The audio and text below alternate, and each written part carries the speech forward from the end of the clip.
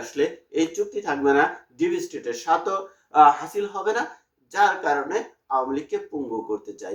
এই আওয়ামী লীগকে পঙ্গু করার নামই হচ্ছে আওয়ামী লীগকে পঙ্গু করার নামই হচ্ছে রিফাইন্ড আওয়ামী লীগ। আরেকটু খোলাসা করে বলি, রিফাইন্ড আওয়ামী লীগ হচ্ছে শেখ হাসিনা, অর্থাৎ এই জননেত্রী শেখ হাসিনাকে মাইনাস করা। আমরা জানি 2007 সালে যখন এই ডক্টর ইউনূস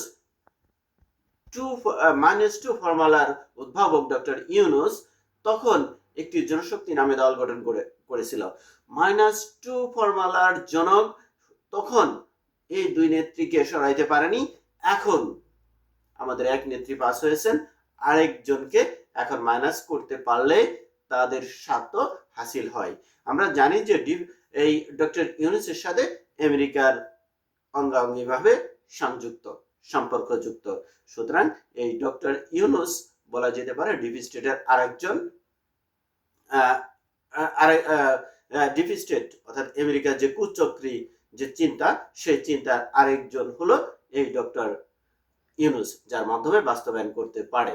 অর্থাৎ ডক্টর ইউনূস এবং খলিলুর রহমান বাংলাদেশের শীর্ষ পর্যায়ের ডিপ স্টেটের এজেন্ট।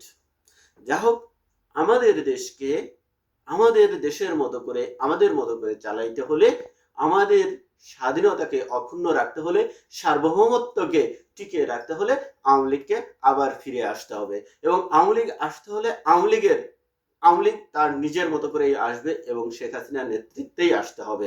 এর বাইরে যারা চিন্তা করে অ্যাকচুয়ালি তারা কুচক্রী, তারা ষড়যন্ত্রকারী। এই ষড়যন্ত্রকে রুখে দিয়ে আওয়ামী লীগ তার নিজস্ব শক্তি নিয়ে দাঁড়িয়ে থাকবে, এই কামনায়